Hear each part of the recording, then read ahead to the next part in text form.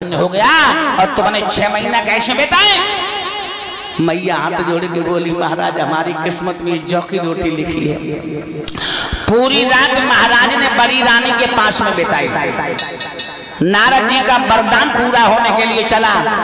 उसी रात को बड़ी रानी सुनीत गर्भ धारण करती है और जैसे सुबह बहू बड़ी रानी के महलों से निकल करके छोटी रानी के पास में आए। छोटी रानी के महल में महाराज आए तो बीच आंगन में ठाड़ी होती और नांगनी तो फुसकाते थी। और दो बाने राजा को देखो तो कहा बोले, भाई खड़े हो जाओ, भाई खड़े हो जाओ। राजा भाई खड़े हो, बोलो तुमने रात कहाँ बिताई? तुमने पूरी रात कहाँ बिताई? कहाँ रहे? मुझे मैं समझ गई, तुमने सौत के आंगन में रात बिताई। महाराज वो दिन याद करिए, तुमने हमसे कसम खाई थी कि सौत के पास नहीं जाऊंगा। तुम्हारी हिम्मत कैसे पड़ गई? तुम्हारा चेहरा क्यों उदास है? बोलो। होई रही क्रांति मलिन छटा छब छीन का सुंदरताई और चेहरा को बिगड़ेगा नूर सजना छाए गई मुरझाई।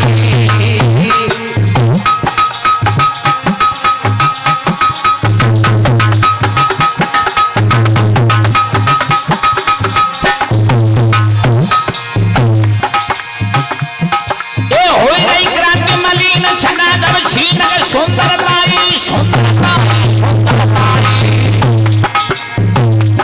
चेहरा को बिगड़ेगा और नूर सजना छाए गई मुरझाई। तुम रात सौत कर रहे जान में लाई रहे धमकाई। बात नहीं करियो याद कसम मुझ खाई।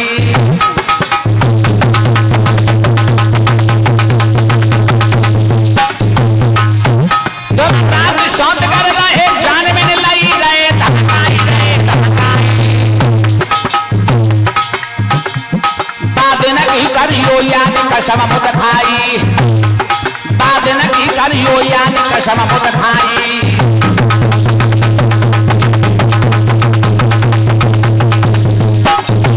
बोला महाराज तुमने सौत के आंगन में जाकर के पूरी रात बिताई। महाराज वो तान पात करने के खामोश।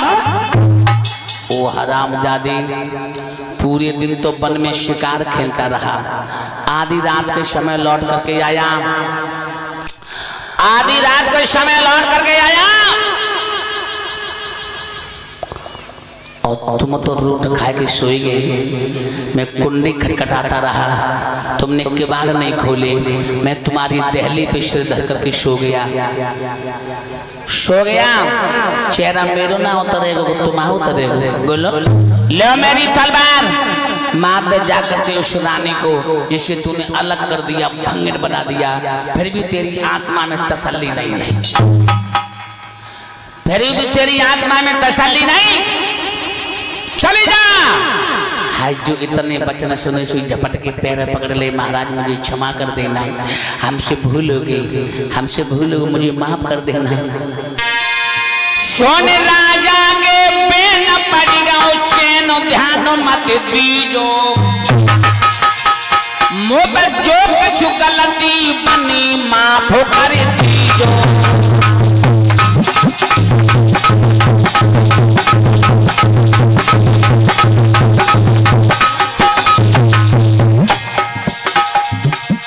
राम रसोई प्यार करूं भरतार है निकल लीजो। फिर करो ऐशया राम प्रेम रस पीजो। जनपाती तुरंत बुलाए लाई है। जनपतिया तुरंत बुलाए लाई है। चंदन चौकी नलबाए मले मले मले के अनबाई लाओ है।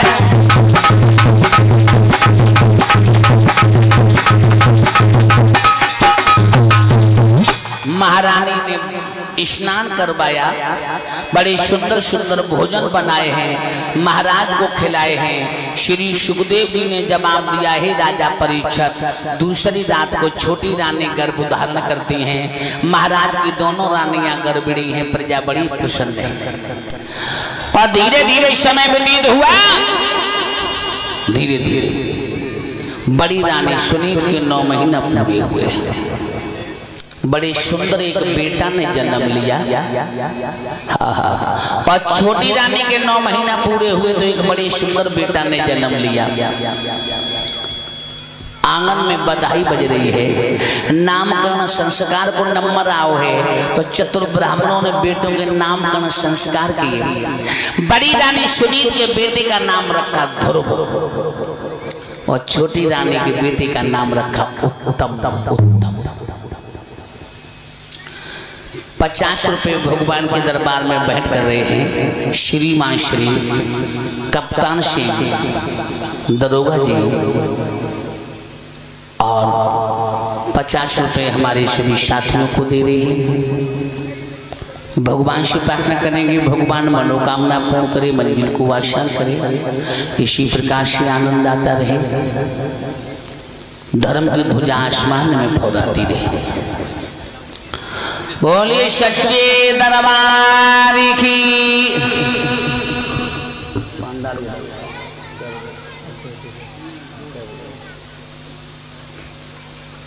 श्रोता बंधु,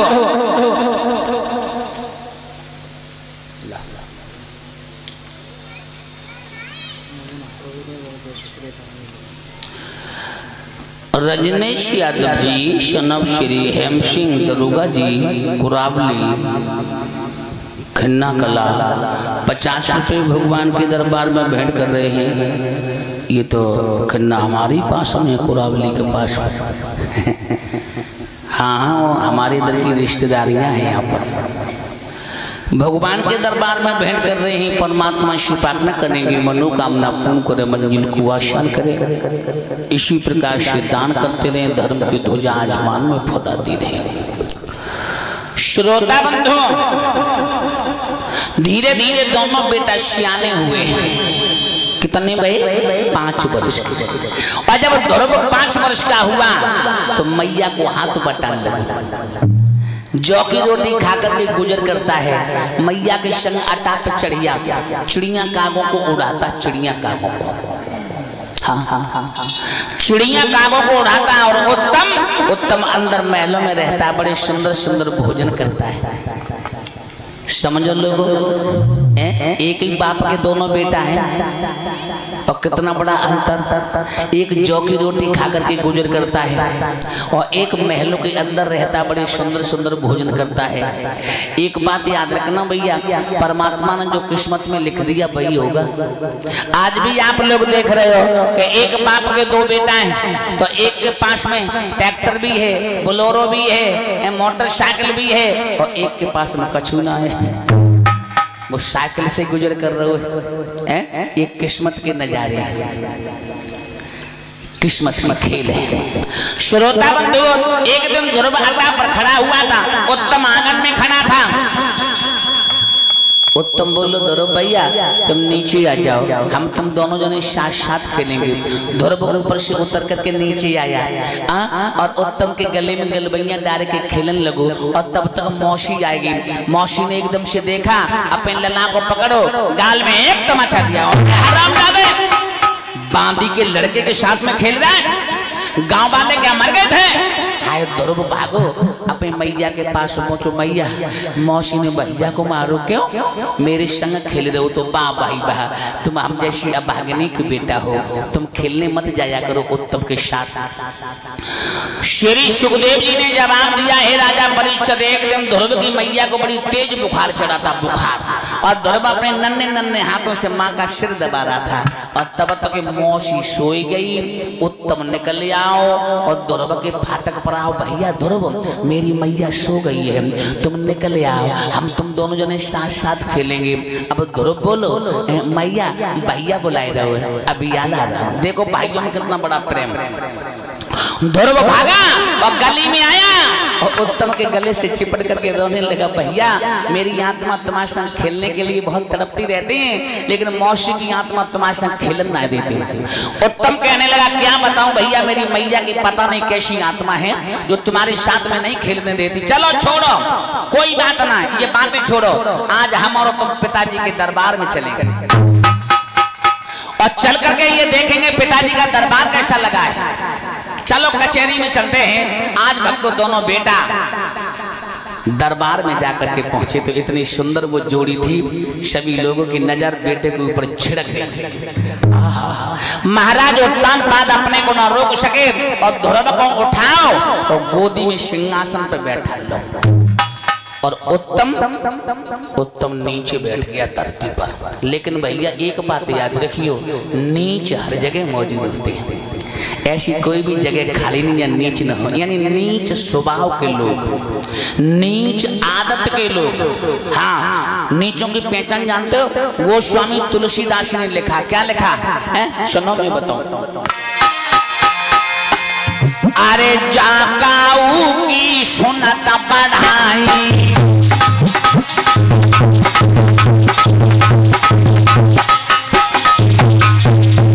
अरे जाकाऊ की सुनत बढ़ाई, श्वास ले तमन चूड़ी आई।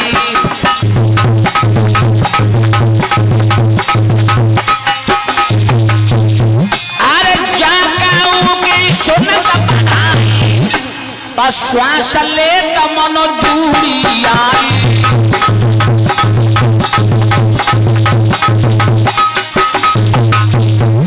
कि जागाओगे सुनत बढ़ाए और श्वास ले तमनो जूड़ी आई। जूड़ी माने बुखार।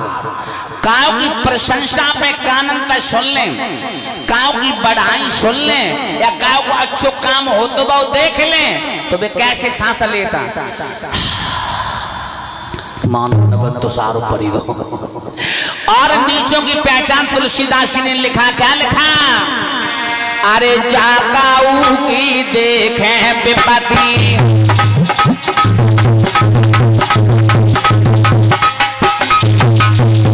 अरे जाकाऊ की देखें विपत्ति, खुशी हो तमानो जगन्पति।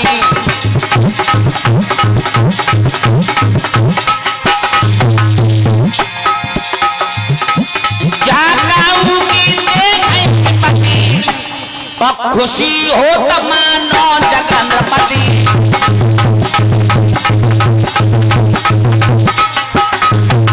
गोस्वामी तुलसीदास ने लिखा कि जाकाऊ के आओ देखें विपत्ति और खुशी हो तमानो जगन्पति।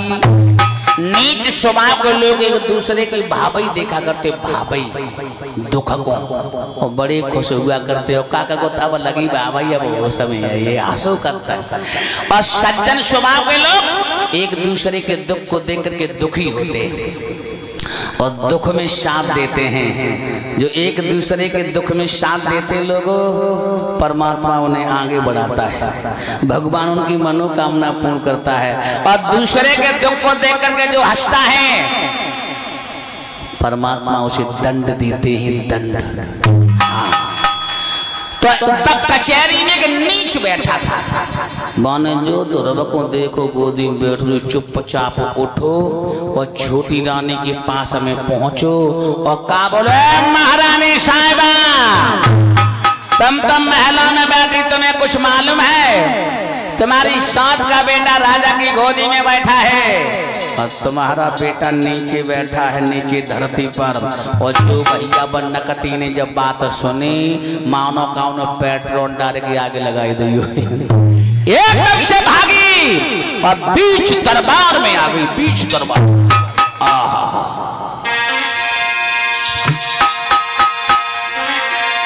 ये लख बेटा को गोद पड़ेगा, क्रोध भड़केगा हियो, पापा ने पकड़े लला की बाहर धागेला भैया दियो।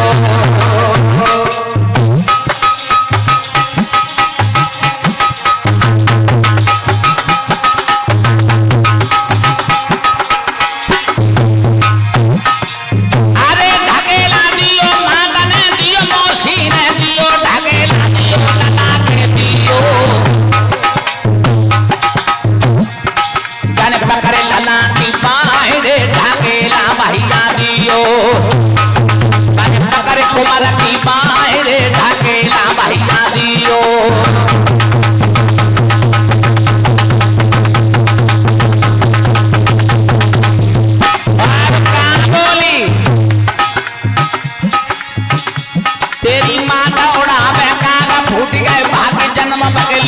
जन्म बदलियो, तूने पूर्व जन्म में भजन जप तप कियो, पूर्व जन्म में भजन जप तप कियो।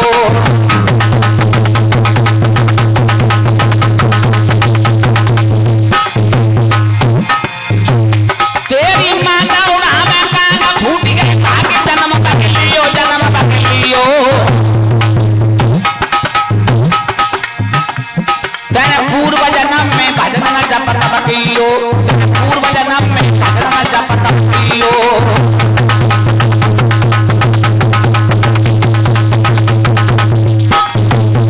श्रोता बंधुओं, मौसी ने ध्रुव की कलाई पकड़ी, खींच लिया, गाल में एक तमाचा दिया। ओरे हरामजादे, तेरी इतनी बड़ी हिम्मत, तो राजा की गोदी में आकर के बैठ गया। तू राजा की गोदी लायक नहीं है, तूने पूर्व जन्म में भगवान का भजन नहीं किया।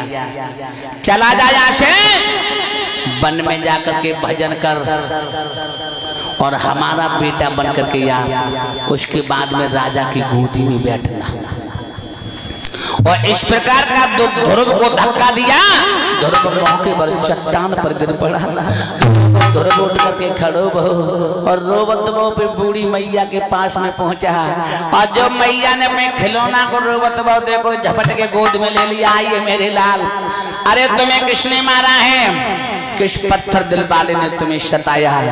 बोलो मेरे लाल, मैंने जौ की रोटी खा करके पाल करके बड़ा किया है ये खिलौना। किसने मारा? ध्रुव तुम्हें किन्ने मारो?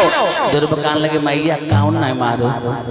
फिर काय के रोई रही? छुपी रहो मैया, और कौन नहीं मारो? मौसी ने मारो, मौसी ने।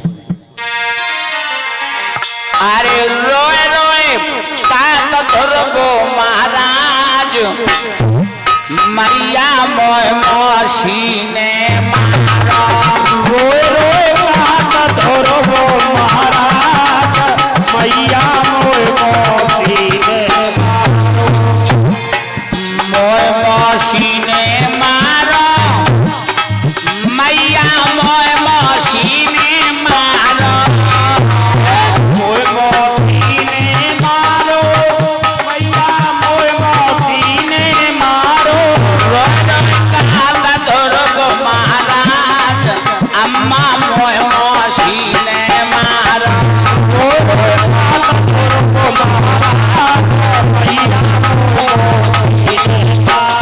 ध्रुव कहने लगे भैया, अरे हवा उत्तम दो भैया, और कहे कचहरी मैया। उत्तम दो भैया, हम कहे कचहरी मैया। राजा ने गोद में लो बैठा, मैया मोय मौसी ने मारो।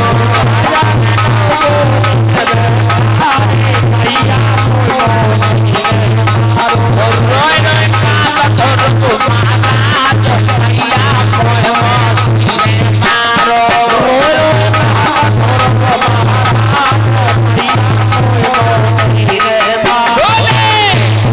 मैया पिताजी ने गोदी में ले लो, तब तक मौसी आई, मोको गोद लख पाई। तब तक मौसी आई, मोको गोद लख पाई। मेरे धक्का दीन मारे, भैया मोय मौसी ने मारे। मेरे धक्का दीन मारे, भैया मोय मौसी ने मारे। रोए रोए काला ध्रुव महाराज, अम्मा मोय मौसी ने मारो।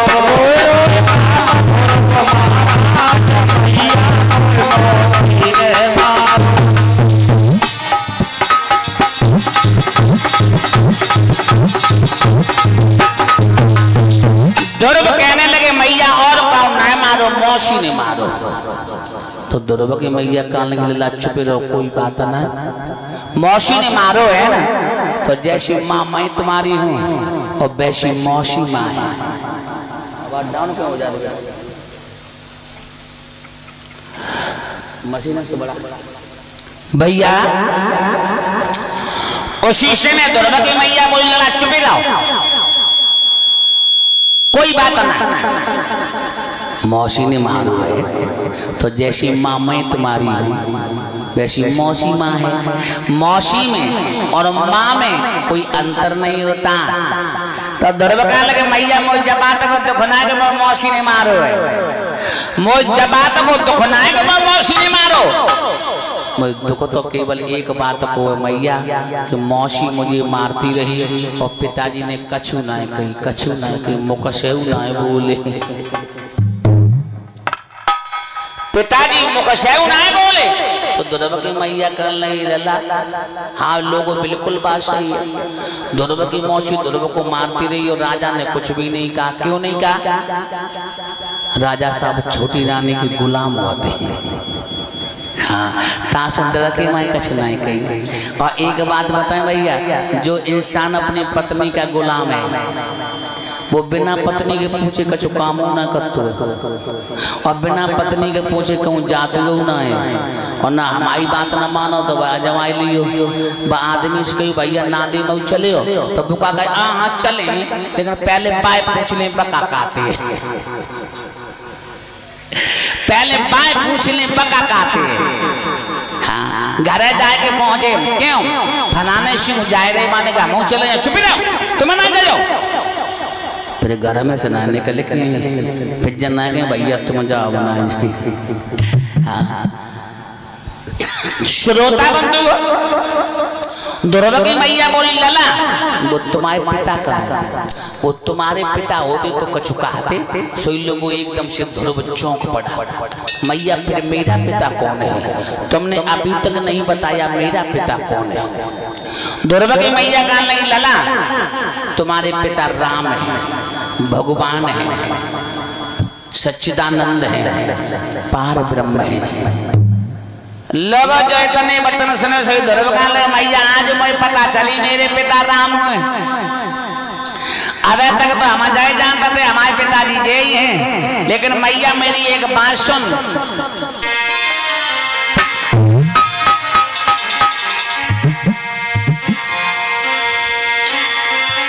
मैया पूछूं तो बताए दे मोए राम कहाँ पाओ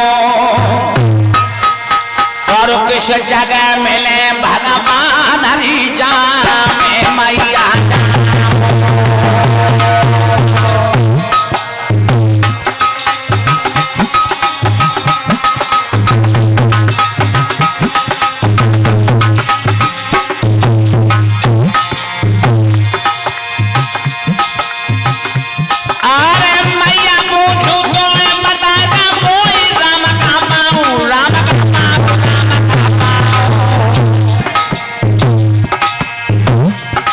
किस जगह मिले भगवान हरि जामे मैया जाओ।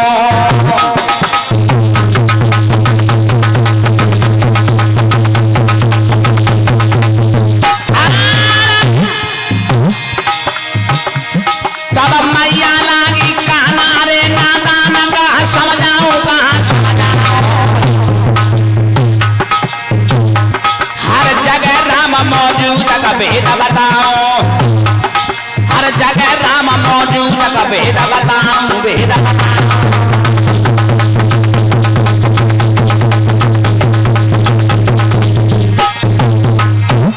मैया बोली है सुनीत लला ध्रुव भगवान हर जगह मौजूद है।